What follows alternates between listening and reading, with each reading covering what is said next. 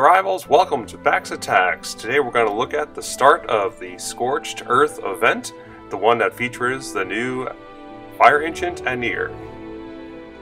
He is Sulric's brother, and it's going to be a battle between him. We will have the chance to ascend one of them to Legendary over the next 3 weeks, so that's interesting. Since the Fire Sigil is one of the prizes for this, and that upgrades him 1 level, that tells me that we're going to have another Fire Sigil, and that we'll have another Ascension material the final week after that. So reading between the lines is interesting on that. You can see here it's going to be 5 pure flames per battle, a bonus of 1 once you get Anir, and there'll be fire boosters ranging from 2 to 4 extra points that we can use depending on their rarity level. So let's take a look at what's needed to win the Anir and the different prizes here. It's a 4-day event. It's going to be quite a long one here.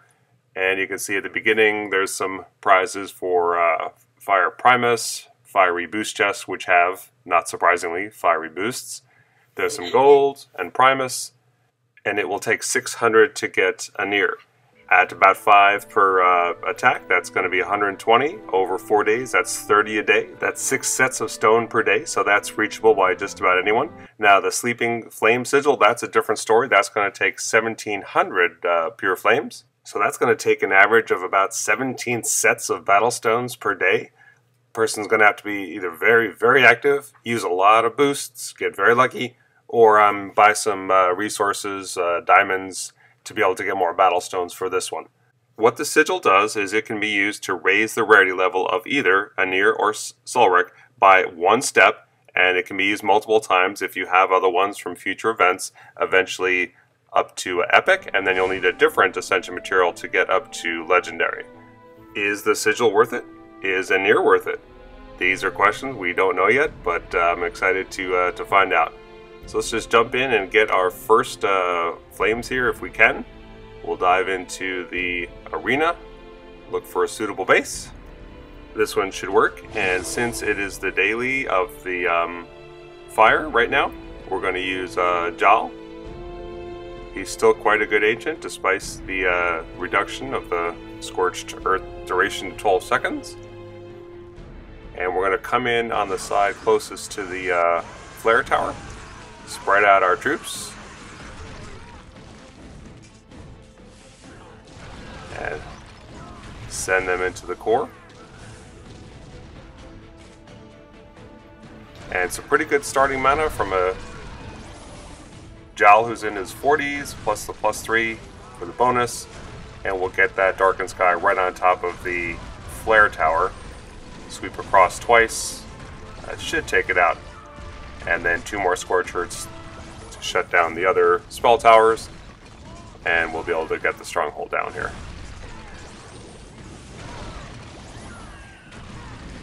Alright, so news of Jal's death have been greatly exaggerated.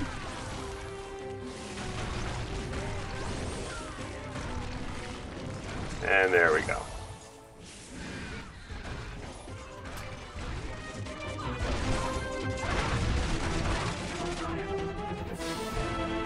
So in addition to our normal reward, we get 5 pure flames for that battle, more if we use boosts, and it shows you the progress along the way. Alright, also going on is the Flame Pyre, and if you go down into the Kingdom area, you can see how to donate over there. At first, it's extremely cheap, and those prices will go up, but it's really worthwhile. You'll get fire elementals to deploy, and coming out of your bunkers on defense as well, and those can be quite a pain to deal with. Also, there is a time-limited bundle. You can buy some fiery boost chests, stones, and diamonds.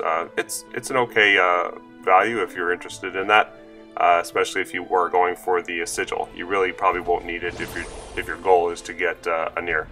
And these are what the boost can do. You can see bonus of +2 to +4. And I've fast forwarded ahead now. This is the end of the first day. It's now the Lightning Daily, and Taliesin is working great for me, especially with the 3rd spell. So we're getting close to getting Anir. We have just 3 or 4 more battles, especially if we use the +4 boosts on those. And you can see here the goal is to get down that 3rd spell, to sweep across or to use the second spell in order to refire it if it needs more hit point damage to knock it out. And you can see just how quickly the base goes down once that third spell gets going.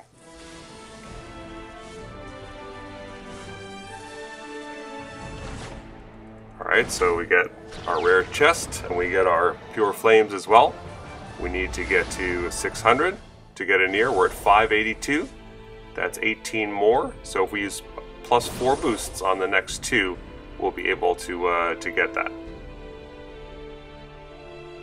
Alright, I have Strongholds 13 level troops. I just hit 14. That's pretty exciting level. Lots of new stuff there. So these Stronghold 14 bases are not a walk in the park. You do have to be careful on them, but if they're not maxed out, I'm having pretty good success against them.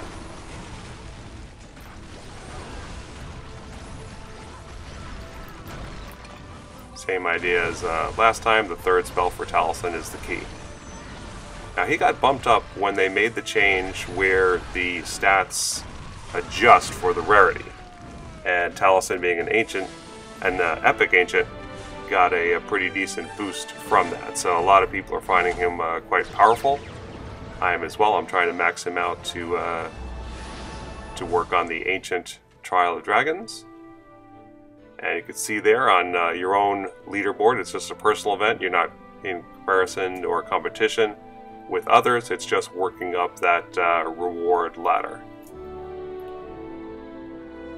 And again, you need 1700 to get the sigil. I'm on a good pace for that. Not sure if I can keep it up over the next few days or not, but we'll see. Alright, so we need a +4 bonus, along with 5 for the attack. That'll be 9, and that's exactly what we need to get 600. Alright, we have a couple of spell towers that are being upgraded, so that's great. There's even some free mana from buildings. I'm seeing less and less of those as people design their bases to avoid that. That's good.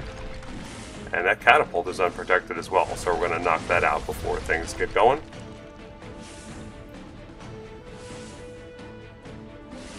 I'm liking the Raider, and I'm curious to see what changes they're going to make. There are some changes to Raiders coming very soon, including an increase in their hit points.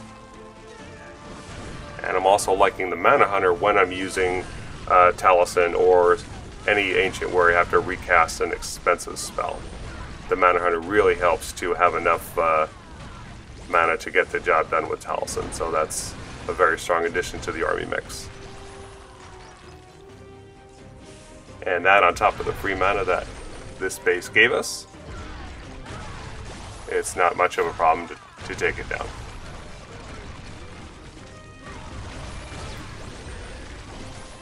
Alright, so that'll be the 600. Curious to see the new guy in action.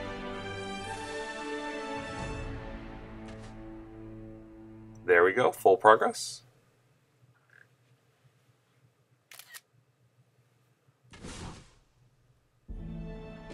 Let's see how he shows up. We get the arena chest first. And then after that, I think we'll be able to take our first look at Anir. Now look at those flames behind him. He's trying to act like those are angel wings or something like that. He definitely portrays himself as the good younger brother. Sulric is the mortal possessed by a fire god. Like most older brothers, he was protective. We'll read more backstory later. Flame Bolt is what he gets on defense. His first spell here, affected troops gain 10% increased attack damage, and they prioritize attacking spell towers for a good 7 seconds. If an affected troop destroys one, all troops radiate. That's a little bit helpful. Blazing Beacon ignites a building. That's useful with the warmth boost. Lasts 5 seconds. Nearby units heal damage. That will increase as he levels up.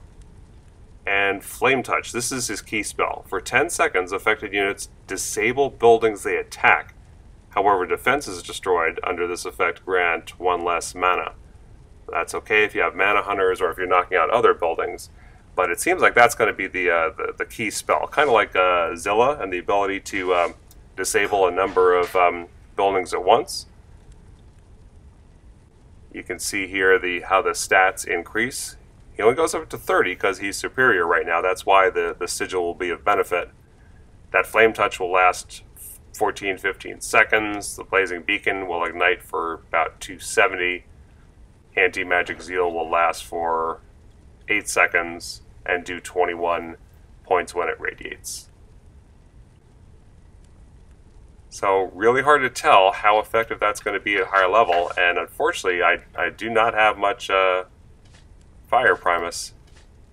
I'll use whatever fire and pure I have and see where that takes us. Hopefully at least 11. Okay, 12. That's going to be a little bit on the low side, but it's what we're going to get to try for now. There is a +1 bonus for the rest of the event now if I use Anir as the Ancient, but I just don't know how effective he's going to be. But we'll go ahead and try him out, and we'll head to the player versus player. Hope to see a weaker base in there, but this is not. And if I were choosing Ancients, I would certainly not pick a level 12 Anir at this point. Wow, this is tempting to not even try right now and go back to Taliesin. But I want you guys to see how he is, and I kind of want to find out myself. But honestly, I don't think he's going to win this one. Let's see, spell towers are all up top. We're going to have to rely on the third spell for this one, I think. And to do that, we're going to need more mana. So we'll probably use a mana boost on this one. And we'll be coming in from the south. We can make it through from the north, but the spell towers are a little bit beyond his ability right now. So we'll use a +15 epic mana boost, and we'll just kind of see how it goes. Alright, I think the army mix is okay.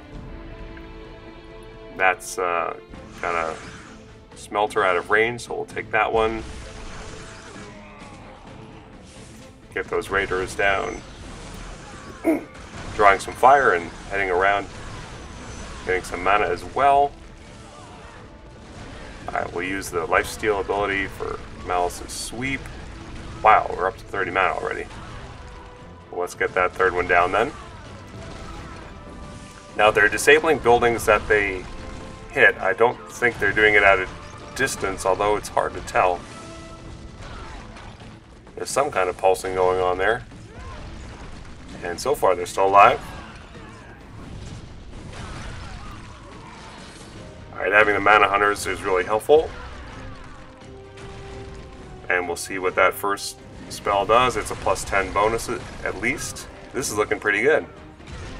Use the healing beacon. One more of the third spell. Alright, they're going to take it down. That was actually pretty impressive. For level 12 against a Stronghold 14, I did not expect him to even have a chance of winning. So that's a good sign.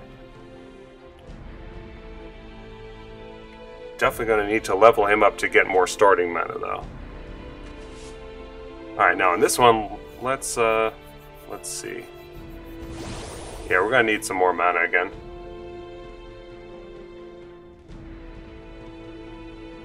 And we got the flare tower in front, spell towers behind again.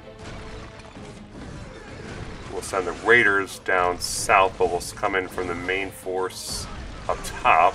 Stay away from that flare tower, I think.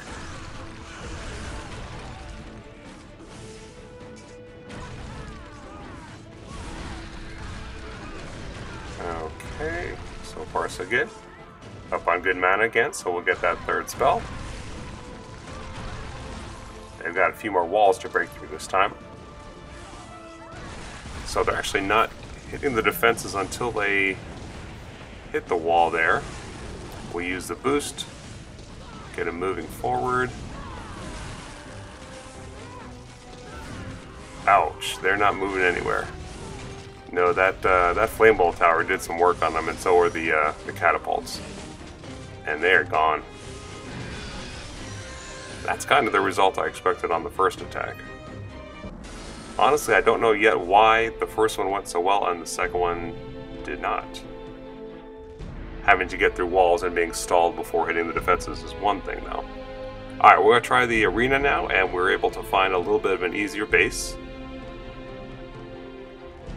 And, let's see. So 3 spell towers spread out. We got a little bit of free mana there.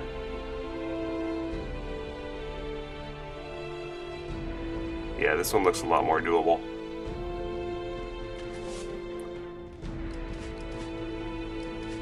Alright, we're going to switch up the composition here to get the extra mana hunters.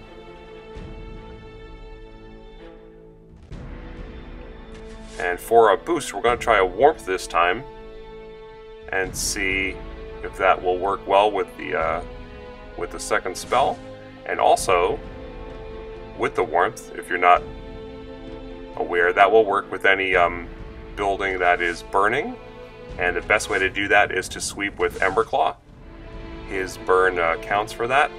And actually, the warp spell works when he's sweeping, so he will heal himself on a sweep. Not sure if you knew that one or not. And other troops will get some lifesteal due to the warmth when they are attacking a building that he has swept, or when they're attacking a building with Anir's second spell. I think that's how I read it anyway. If it's counted as burning damage, it will. There aren't a whole lot of spells that do count as burning damage. Emberclaw's Ignite is one example. Alright, so we're taking our free mana here.